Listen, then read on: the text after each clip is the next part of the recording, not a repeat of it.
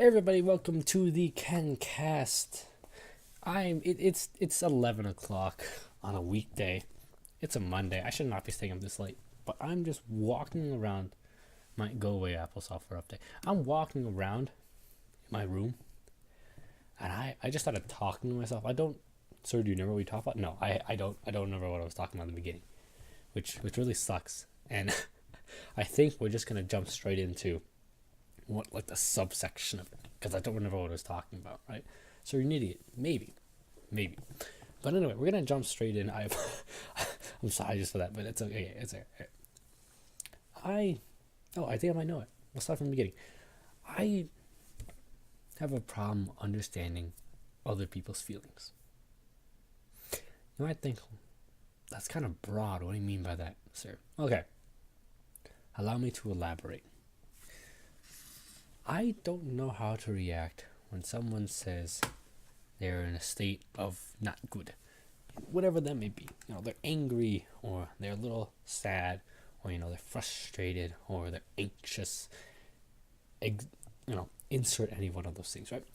I don't really know how to see that in other people unless it's me, unless I see myself in them. Allow me to clarify.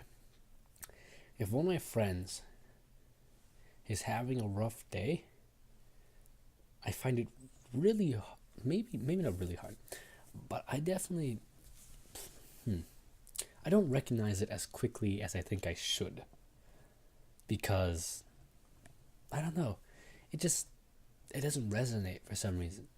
And this is a problem, especially when someone says, I'm depressed, and they want to throw up, things, and I want to say what's on my mind, right?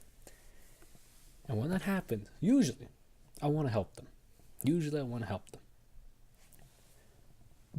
But sometimes it's not the right day. Or no, I'm tired. Imagine it's a normal weekday for me, right? I've got about 3 hours of sleep. Not because it's not your fault that I got this amount of sleep, right? And I'm horrifically tired, right? Words. It's just because I did that. Nonetheless, I'm in the scenario where I am far too tired to listen to what this friend is about to say. It's not that I don't care about them. Of course not. When your coworker asks you for help, right? Or, just for advice, or anyone asks you for advice, you're like, yeah, sure. Most of the time you'd be like, okay, I'll help this person out. That's totally fine. And that's what I think I should do, and what I most of the time do. But sometimes, again, I got those 3 hours of sleep. I'm falling asleep mid-conversation. I'm dozing off, looking somewhere else. Just my mind isn't there, right? And they try to talk to me. they try to have these heartfelt conversations, and I feel bad because I don't have the ability to listen, and it's like, dang. So I've realized and resolved that during those times, I'm just gonna I would ask these people, please ask the person if you're having this problem, right? Or if a friend of yours is having this problem, get them into the habit. Maybe this is me saying this, but I want them to, it'd be nice, for example, right? To tell in advance. So like, if you're gonna start spouting some stuff in the Windows virus protection, if you're gonna start layering out the paragraphs in a text, right? At least be send a message for them, be like, okay, are you in a healthy enough mental state, whatever that may mean, right? That you can you can take all this mental baggage, right? And then from there, first you see if they're there, right? And don't blame them if they aren't there. All right? 2, what that allows you, right, is that now you get what they want on the side, right? You're not being selfish. The person is not being selfish. And therefore, everything goes a little smoother. I think. I don't have this problem. When people ask me, and rarely they do, because apparently I don't come off as that guy who is very sensitive. I might be a little vulgar, and I'm definitely, my friends have told me I'm a nice person, as far as that goes, but that I'm really just a kid. And that makes sense. That makes sense. I think that's definitely there. I'm very childish in my humor and how I carry myself. I think I'm uncertain. I try to act like as if I'm mature, and the guys kind of works, but friends who know me don't ask me to listen to their emotional baggage, right? But when I do, right, one friend of mine had problems with family, right, and she asked, was it a she? Sorry, what do you mean, was it a she? We'll get back to that later. But that person asked me, right, if they want to talk about family problems, and I'm like, not this again. Now, don't think I'm mean, okay? It's just on that particular day, I had stayed up very late doing homework, or should I say before, I stayed very late doing homework, and there were tests on the day of, right? So I'm beat. My brain is not ready for this, right? I am not ready to deal with this because I'm already burnt out. I can't do this. By the way, my headset is broken, so I've put the mic behind my neck. It's slightly more comfortable. I'm uncertain. I don't know if the audio quality has changed in any way. I don't think it has. I'd hate for this episode to be hecka quiet if that was the case. I tried it. It seems alright. But anyway, they asked me, are you ready for this emotional baggage? And I was truly not. But I'm like, okay, I have to help this person. And so I fell through the same things, the same problems, right? Where I'm falling asleep while they're trying to send me the text, right? Because now I'm not even talking. And they're trying to, spill that emotional baggage. I'm just not ready. Now, those are people who come to me, right?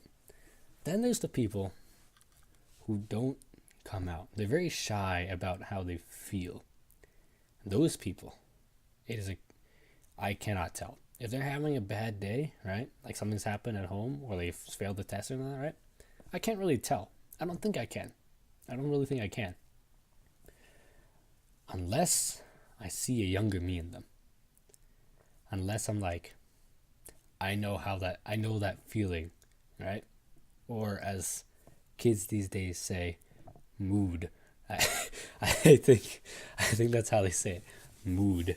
I think that's how they say it. But I think it's due to this problem, partially, that I grow away from other people. Because usually, they message me through Snapchat. This is the case. People don't text anymore. They use social media, which I really don't enjoy because I'm kind of slow when it comes to not technology. I'm decent when it comes to technology because I've grown up in there, right? But I'm really slow when it comes to social media. I think the only account I had of social media up until maybe high school was a Facebook account that I hadn't touched for a couple years prior. So when my friend said, "Hey, get Snapchat," right? It took some convincing. And I definitely regret getting it because it is a hindrance. It is a chore that really takes very little time, but it's a needless chore. Am I mean for saying that because it's literally just public relations? Yes, no, yes, sort of. Burp. Anyway, I apologize if you heard that. But nonetheless, people message me through Snapchat when it comes to these things because that's the most readily accessible thing, and they usually spend a lot of time on it. But I have an aversion to it. I really don't. Maybe not aversion. That's a little maybe too serious. I don't like it, and so because I don't like it, I've turned off notifications for it. I've tried to liberate myself from that chore of having to deal with Snapchat. The result of which is that people can't contact me. So I've done it to where if I open up my phone screen, right, and it's a lock screen, I turned it off because I didn't want to see all these Snapchat texts blocking my background, which was cute, right? It was just like hamster eating food. I'm like, I want that. I want to see that when I open up my phone. I don't want to see Snapchats, right, of people sending me irrelevant information. That's not funny. It's not original. And they also don't want to do it. So I'm like, why are we doing this? But I don't have the courage to really end those conversations, to really end those, as they say, streaks. I don't have that courage. I don't want to leave these people. But now we're going to go on another tangent, because now I'm talking about distancing myself from people. This is a tangent, but let's be honest, this entire podcast is nothing but a giant tangent, or a branch of it's the tree of tangents. There we go. Right. There's another tangent. I break away from other people pretty quickly, like exceptionally quickly, and I think people don't like me for that. So we'd like to give an example. Of course, I'll give an example. Not a specific one, general, right? Every time I move on to another grade, I don't have the person in my class. As I was growing up, I had a lot of friends in elementary school that didn't follow me to middle school. And as a result, I just flat out just stopped talking to those people. Okay? Just never spoke a word to those people in that time. So is it because you didn't have a phone? Possibly. But even if I did have a phone, I would say absolutely nothing. Because I don't reach out to other people. I don't keep those relations. I'd rather stay home, right? Play my games with friends who are online, friends who are online, right? Or I play single player games. I enjoy being with just myself. I have enough contact with other people throughout the day, right? And so I can make friends with those people. Whenever I go to a new grade, a new class, and anything like that, right? And meet the people in there, I try to, make friends with those people, because I'm gonna be with them for the next insert length of time, and so I should make friends with them. But with other people, I don't find it within myself to actually keep that conversation going. Am I mean for that? Because they're good friends. They're good. Voice crack. They're good friends, right? That I've had a healthy relationship with. They've been supportive, and then we just branch up. We diverge. Our paths diverge, and we just don't talk anymore. And I know that people say, when you're in high school, right? The people you think are going to be your friends for the rest of your life, you just never talk to again. I'm like, makes sense. Other people go off to different colleges, and from there, after you go to college, you kind of settle with certain people, and you never really change that, because college is it's like where you separate your life, like your childhood from the rest of your life, and the rest of your life tends to be more consistent, more reliable, and I guess you just kind of stick with those people more often, because now you can, if you're in work, right, you know that person for just as long a time as you would maybe school, right? Like your childhood friend you may keep talking to, right? But those friends in high school or in middle school, you kind of just leave them behind. Am I mean? Yes, I think that's kind of mean, but that's kind of just how it goes, right? So I feel bad for doing that, because going through school, it's not as though I don't still see those people in the hallway. And I'm thinking, okay, I should just wave hi to these people. But as a shy, introverted person, who, even though they're my friends, I don't wave hi to, I feel conflicted. What is that confliction, sir? I don't know. I don't know what that confliction is. But I don't want to get psychological, because I really don't know. I haven't really thought about it. Where was I going with this? Oh yeah, knowing people. Okay, big jump, right? But that's all I want to talk about that. Just small change to that. Emotional baggage. I'm sorry, I didn't warn you. I'm a hypocrite. Anyway, going back to where I was, right? Me recognizing when someone is currently uncomfortable, only when it's about what the things I've been through, right? For example, my son. I don't actually have a son. That wouldn't be legal for my age. I think. I want to say so. I'm like 95% positive that it would be illegal for my age. So I'm going to assume that's the case, right? But I have a son. I'm a fake son, right? His name is right? And my fake son, right? whenever I look at him, I'm a little harsher to him than other people because I tend to be harsh to myself. I'm humble, as people have told me, which in itself is contradictory because if you say you're humble, you're kind of saying you're not humble. But that's something else, right? But I'm humble because I realized mistakes I've made when I was younger, right? Being a little more, being a little more bratty, being a little more arrogant, that kind of stuff, right? When you're young and you grow up and you're like, wow, I really didn't like myself back then. You kind of chalk it up to I'm a child, it's just how it is when you're small, right? But nonetheless, you'd rather not be that person, right? If you were to go back in time, you'd be like, hey, younger me, what are you doing, man? what are you doing, man? What is this? And you like point to like, you taking candy from another person, and it's like, well, what is this, right? You whining your way out of someone's like, what are you doing, right? Nonetheless, I digress, right? I see myself in other people, not because, well, kind of because they're arrogant, right? But sometimes because of their demeanor and how they talk, right? They're similar to me, right? They're shy. They're really, I see in them, I see great potential for them, but they don't say anything. They're too shy to they're too afraid of mistakes, right? And I'm like, okay, I'm harsh to them because I'm like, I was in that position. And from what I know, right, and from what I've learned, you getting out of this one way and only one way, right? And that's gonna be, I'm gonna push that, right? Mainly taking, as I said before, right, dealing with failure, whatever form of failure may be, right?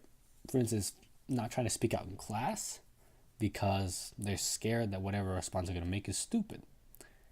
And teachers always say, oh, there's no such thing as a stupid question.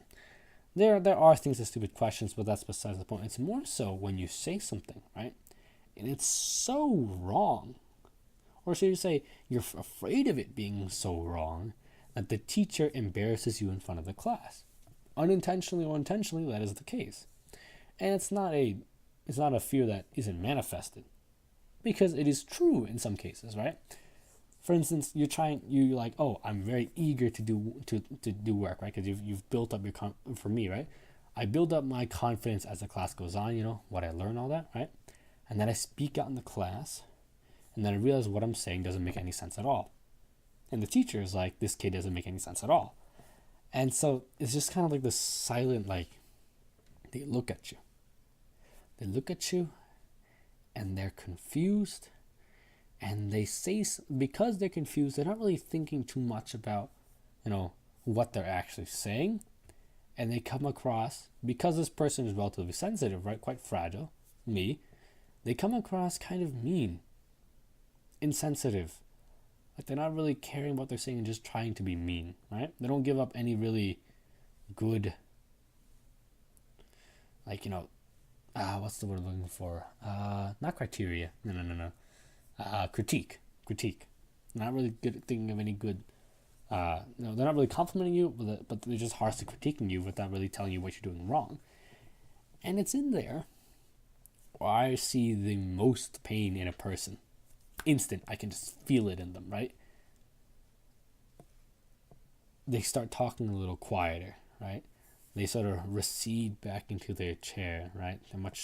Their whole just body shape just shrinks. And I'm like, insert name. God, I know that feeling.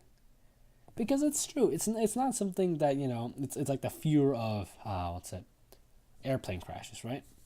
That one, it's rational. Or should I say, it's like that, right? It happens. It's rare. And in the case of airplanes, extremely rare. I don't want to say that it doesn't happen, right? It's extremely rare. But nonetheless, it happens. And just doing it, just having that the fear once, tells you never to do it again. Despite the odds of it happening, Murphy's Law, anything can and will happen, right? And it's when I see this that I actually grow more sympathetic to them. My son had this happen to him recently. And I looking at my son thought, how am I going to console this poor individual? How am I going to console this poor individual after being utterly destroyed completely unintentionally. And it's like, gosh, should I just leave him alone? Should I leave him alone to deal with his own demons? And I think I probably should. That's probably what I should do. I should allow them to take care of themselves and to learn from themselves, right? But I don't really, I couldn't bring myself to leave my son alone. It's very odd calling him my son, but it's just a running thing that I do and he kind of accepts. But I call him my son. Nonetheless, this guy, I said I have to tell him something. And of course, I did what I thought the teacher should have done in that scenario. I said, you're staying, the bell had rung. I'm saying, you gotta stay here, right? I'm gonna talk to you for a little bit. And then I won't say what I talked to him. It's just small things, very small things that I did.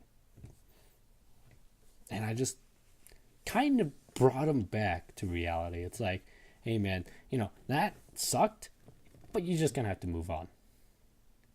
You're just gonna have to move on. I had that epiphany a while ago. I just have to move on. Because I was deciding what I wanted to do for a major. And I'm sorry, my son, I've diverged from you. But I didn't know what to choose for a major, right? I didn't know what I wanted to do for the rest of my life. And there's a lot of people around me telling me what I need to do for the rest of my life. And I'm not gonna lie. There's few things I despise, but that has really irritated me recently. And I'm not entirely certain why. They have the best intentions, right? They see that, they think I'm smart, right?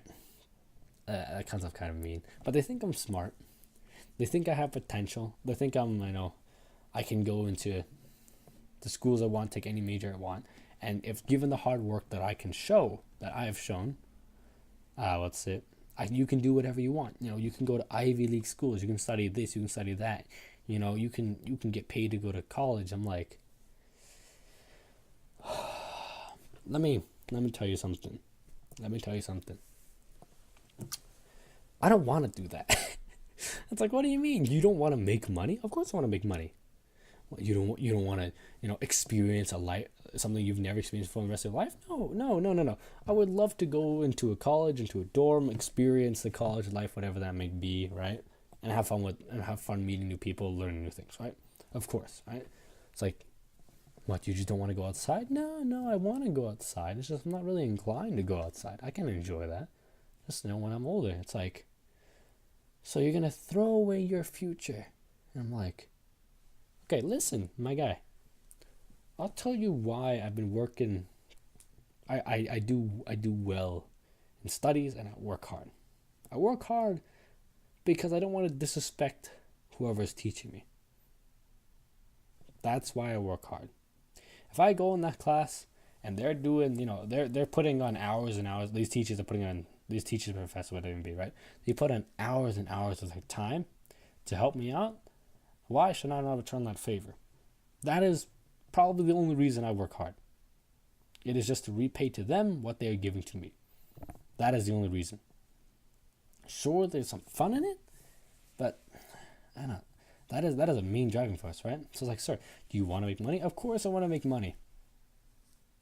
But I don't want to throw away my free time to give up my life now to live a life with luxury later. I don't know. I just want to enjoy it now. Am I indulging? Maybe, right? Is playing games, having fun with friends, relaxing? No, I'll admit, somewhat excessively in my case. I think I'm quite spoiled. I spoil myself. My parents spoil me. My whole family, in a way. And I kind of want to indulge. To enjoy the simple things in life, It's not so much, do you not want to explore outside? It's like, no, but I can walk outside. I can, in the morning, look at the rising sun and say, that's absolutely beautiful. And just enjoy it. And when I feel like it, when it's, after it's snowing and the sun is glistening upon the snow and the beautiful blankets of ice, and it's like, I could enjoy this. I just walk outside Just take it all in. I'm a guy who's pretty content with the small things. And so I'm here, all these people telling me, you gotta work really hard, you gotta do all this, do all that. And I just don't want to.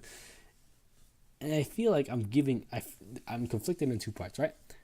They're gonna give up on me, and I'm giving up on them, right? But I'm like, I just don't care anymore. Not to be mean, but I say I don't care anymore as in I don't care too much about what happens to me. Because if I go through college, I take a job that pays less, sure, right? But I have a little more fun doing it. I think that's a worthy trade. Oh, what's it? But you can't experience a college life. Well, that's fine. I know I'm gonna be content just doing what I'm doing right now. Living life. I'm so grateful for the things I have. I'm totally fine. It's like, but don't you want to experience more? Well, sure. But do I want to work for that? And I'm chilling now. I had this epiphany where it's like, and it's not even an epiphany, it's just a realization of myself that I don't plan things. I don't plan out how my life's gonna go. From like 5 years old, all I've done is just live day to day, week by week, month to month. Nothing planned out, really. What school do you want to? What elementary school do you want to go to? Not in my jurisdiction. What middle school? My parents will put me in something. What high school? I'll go to the public school. Right? When it comes, it comes. It's like, oh, okay. What do you want to do now? I want to do some philosophy. Jump into philosophy class, right? Oh, you want to take an AP class? Sure, I'll take an AP class. I don't really think about the future. It's just how I've got. I don't plan, or I should say, I think about the future, but I don't really plan the future. I don't plan what happens. I find it kind of ridiculous that I should try to see myself 5, 10, 15, 20 years from now. How in the heck am I going to know what I'm going to be like in 20 years? I'm not even 20 years old. I'm not even 20 years old. How in the world am I supposed to envision how I am 20 years from now? What do you want to be 20 years in the future from now, sir? I want to be happy. That's what I want to be. I want to be happy. To me, being happy doesn't mean making more money. It's nice. To me, being happy doesn't mean I enjoy the college experience. It'd be nice. It doesn't necessarily mean any of those things. Sure, do I want, a loving family? Do I want kids? Do I want to do everything said so far? Of course. But I'm not going to plan that out step by step, trying to get those stuff done. I'm not going to set these expectations so high that I don't enjoy what I'm doing now, because I love doing what I'm doing now. And I think that's where I'm going to leave it. I love doing what I'm doing now. Does that mean nothing? Sure, if you want to be, kind of a jerk. If you want to be kind of a jerk and say, I'm doing nothing, you can say that. But I'm having the time of my life doing, if you want to say, very little. Anyway, thank you for watching and listening to my KenCast. Again, sorry for the lack of uploads, but it kind of came up, so I'm talking to myself. Technically, if I recorded myself from the beginning, this would be like 35 minutes. But I remembered. Alright, see you nerds. Where is my mouse? I don't have my glasses on. There you are.